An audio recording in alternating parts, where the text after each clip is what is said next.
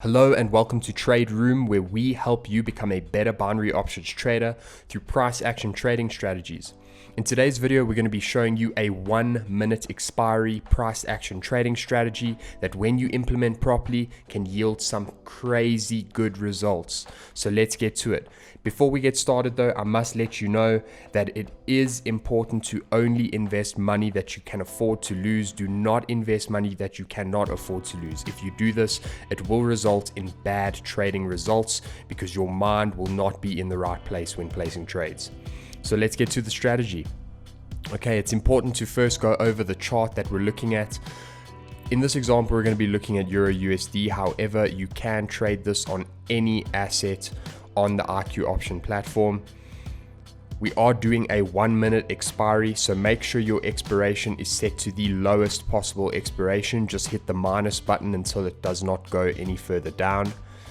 And then when trading your amount, make sure to never invest money that you cannot afford to lose. We recommend never trading more than 5% of your total trading balance at a time in one particular trade.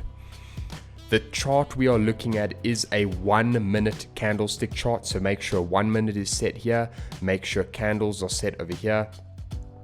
And then we are going to be using an indicator in this particular strategy.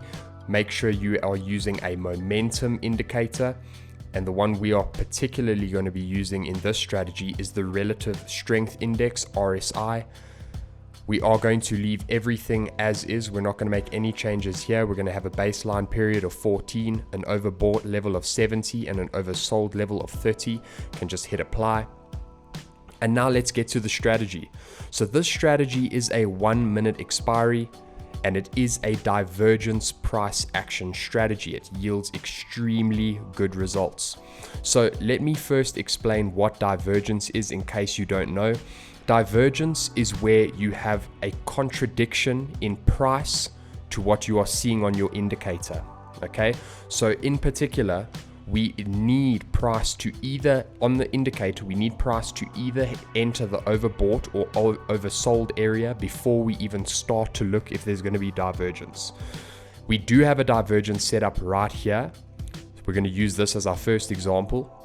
Now, what divergence is as price has gone overbought, it corresponds with this high over here. Price then comes back down and creates another high.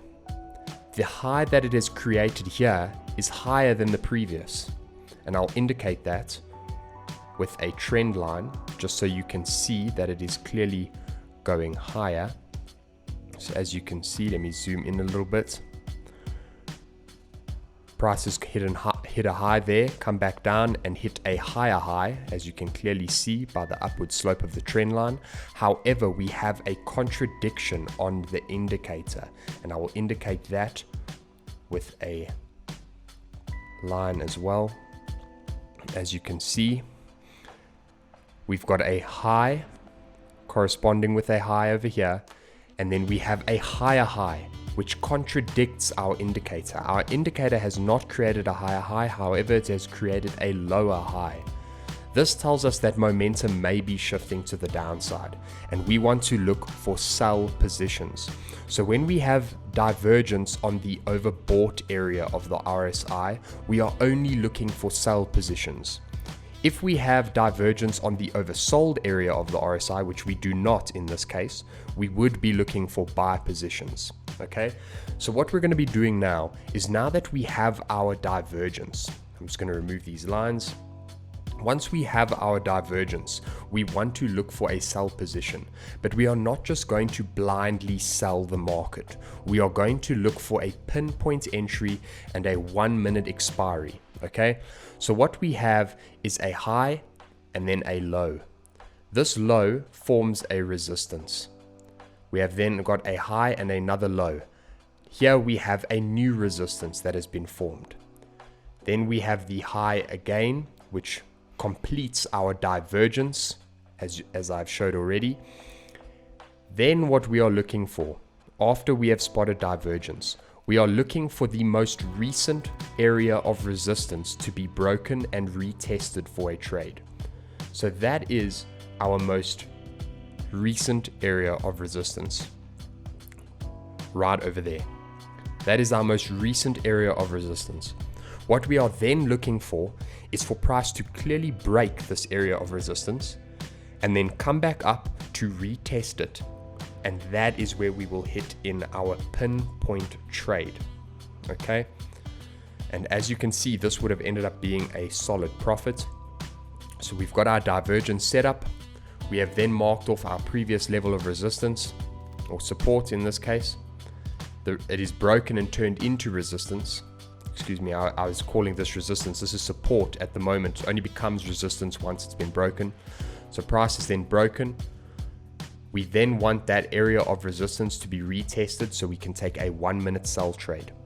And in this particular case, we would have placed our trade on this candle right on the top, and price would have either expired on this candle or on the next, which did not break that level, leaving us with a definite profit trade. So that's the first example of a good divergent break and retest setup with a 1 minute expiry. Let me take you to the next 1 minute trade. And that's right over here. Let me remove all of these drawing tools. And as you can see, we have a very clear and obvious divergence setup over here. We have highs. We then have a higher high. However, on the indicator, we have a lower high, forming a divergent setup. Very clear and obvious divergent setup. Let me draw that in.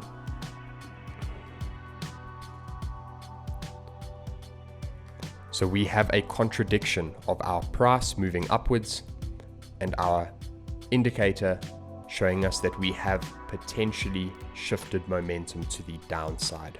Okay. Now what we are going to do is we are going to mark off our area of support that we want broken and turned into resistance. Okay. And after this high, which is where we would have spotted our divergence, this will have been our previous area of resistance. So we place a horizontal line there. We are now looking for a break and retest of this area in order to place a trade. And as you can see, let me just zoom in here so we've got it correct.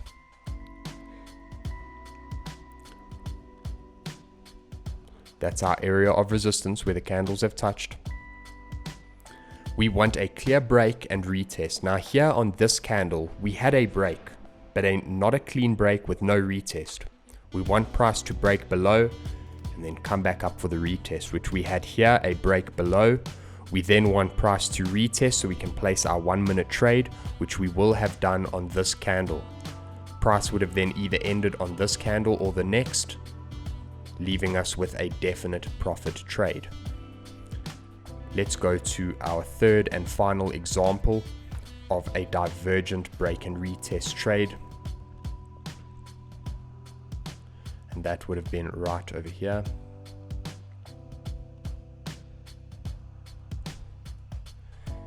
As you can see, price has made a low. We have broken the overbought area, oversold area of the indicator.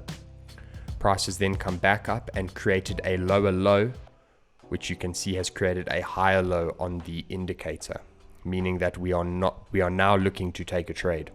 Let me just draw on with the graphic tools to make it easier to see.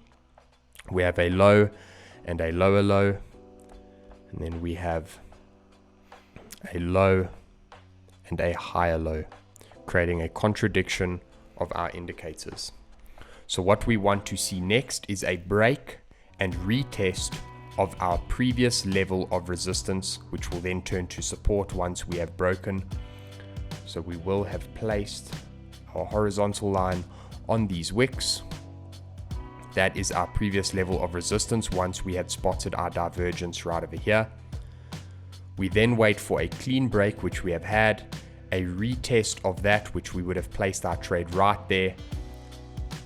And this trade would have ended either on this candle or on this candle, which is both above the area where we would have entered, leaving us with a most definite profit trade. Now, I hope you found this video helpful. If you did, please give it a like. comment down below with any questions or suggestions you may have, and please subscribe for regular binary options trading strategies that will help you become a better binary options trader.